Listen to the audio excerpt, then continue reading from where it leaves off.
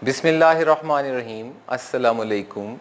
Dear students, today we are going to start the new chapter of ninth chemistry, that is chapter number 2, structure of atoms. इस chapter में हम atom के बारे में पढ़ेंगे, how atom was discovered, किस तरह से एटम के अंदर मज़ीद सब एटॉमिक पार्टिकल्स दरियाफ़्त हुए और इसी तरह से एटम से मुतल्लिका जो मुख्तलिफ़ डिस्कवरीज़ हैं, मुख्तलिफ़ प्रॉपर्टीज़ हैं सब एटॉमिक पार्टिकल्स की, वो इस चैप्टर के अंदर हम डिस्कस करेंगे। सबसे पहले हम पढ़ते हैं इंट्रोडक्शन, तारुफ़। ग्रीक फ़िलासफ़र जिसका नाम डेमोक्राइटस था, इसने पहली दफ़ा टर्म एटम को यूज़ किया, जिसका लफ्ज़ी मतलब इंडिविजिबल है, नाकाबिले तक़सीम। एटम का लफ्ज़ दो लफ्ज़ों से हम मान सकते हैं, ए एंड टम। A for not, term for divide. So atom is particle which cannot be further divided into other particles. तो डेमोक्राइटस के मुताबिक एटम मुख्तसर तरीन ज़र्रा था। That was the first concept that was introduced by डेमोक्राइटस। फिर जॉन डाल्टन का work हमारे पास history में सामने आता है। He was a school teacher. He gave the first atomic theory. इस atomic theory के मुताबिक all matter is composed of very small indivisible particles, atoms.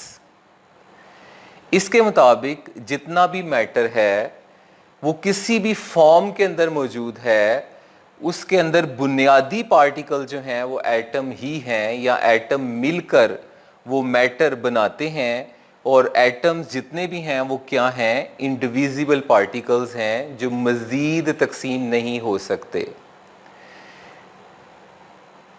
तो he was the first scientist who gave first atomic theory.